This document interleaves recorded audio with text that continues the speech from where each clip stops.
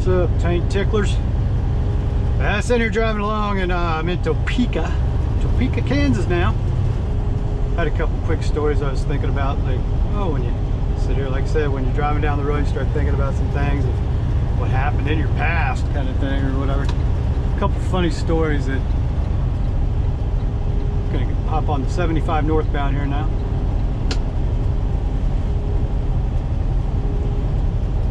Yeah, I was thinking back to my single days. I'm sure Selena wouldn't appreciate these stories, even though she's heard them. But,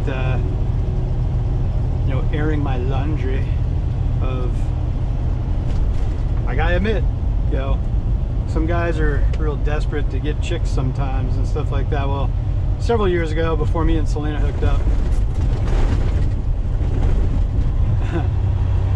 there was a chick that I had met. And we had talked and whatever, and one night she calls me up.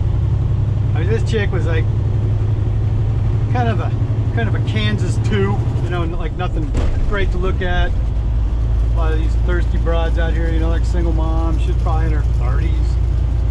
She's all right to look at, you know, but she was a ginger. She basically looked like Carrot Top with tits, you know. And she was calling me up one night that she was out at the club with her girlfriends and everything, and she was buzzed and feeling a little frisky, I guess, you know, like get a little piece of late night tail, a little booty call. So she comes over to my place, and we're sitting there hanging out for a little bit, talking and everything, and you know, finally she's ready to get down to business and everything. She's like trying to get up on me. And I said, all right. And she's sitting there, and she just peels off her pants and jumps on my bed doggy style, and she's sitting there like shaking her ass at me, going, come on, come on, come on. And she's wearing this white thong, and she's all, you know, trying to booty clap and stuff for me. And so I moved right in behind it, and I'm like, yeah, all right. And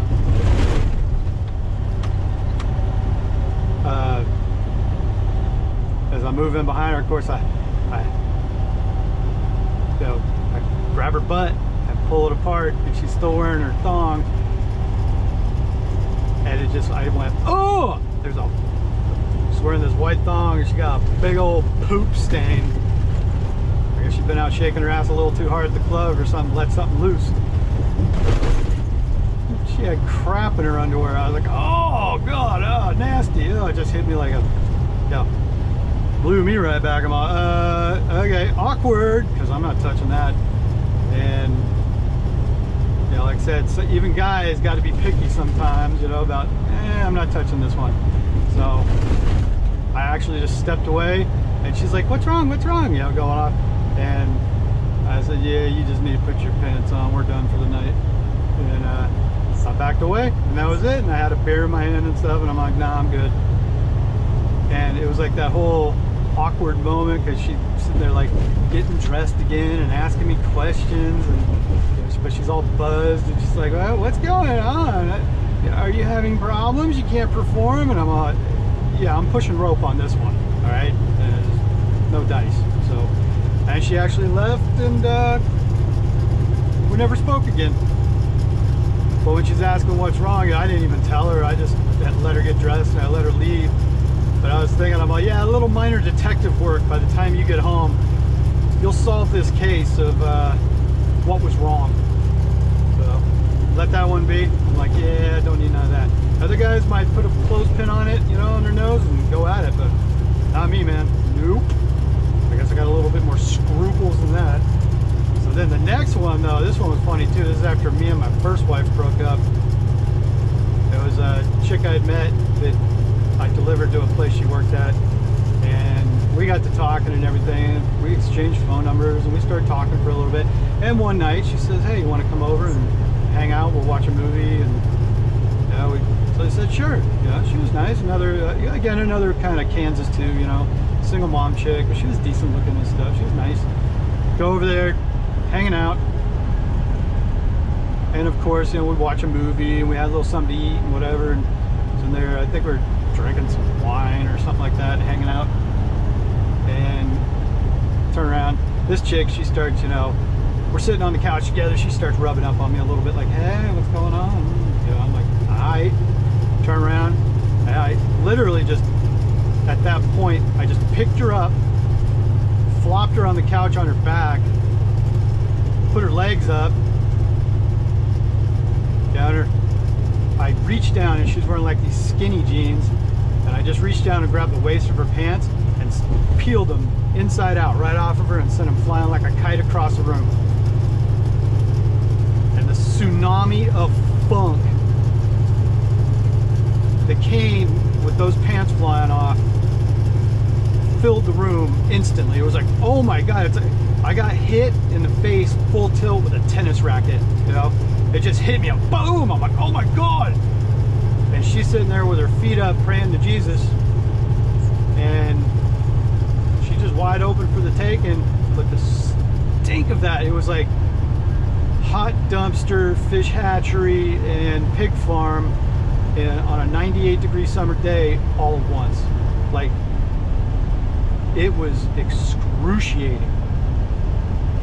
Like I said, she's sitting there looking at her, and she's like wide open for the taking right in front of me, and I'm like, oh, because like I was afraid at that point.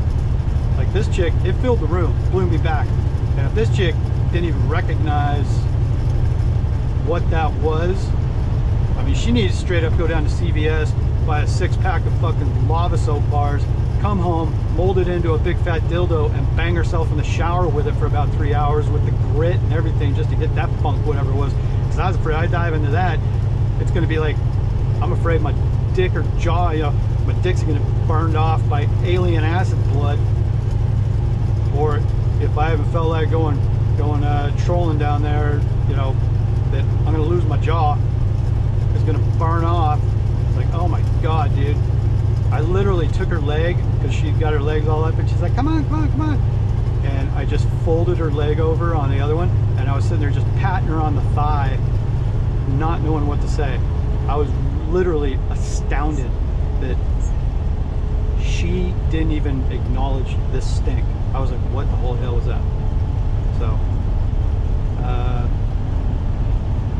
yeah. So that, I ended up folding her leg over, and she was laying there naked on the couch. I literally got up and said, yeah, I gotta go home. I just walked out, left it alone, gotta go. And I remember her calling me the next day or texting me or something like that. And she's like, what happened last night? What was wrong with you? I was like, oh, it's nothing. Yeah, I didn't even tell her. I was like, I just don't even, well, of course, women are mean. She turned around and said, it's because you're not a real man. You couldn't perform. Again, I'm pushing rope on that one. That sent me diving south like a duck in winter, dude. It's like, nope. So sometimes guys, you have to avoid some of this stuff just because it's present in the moment.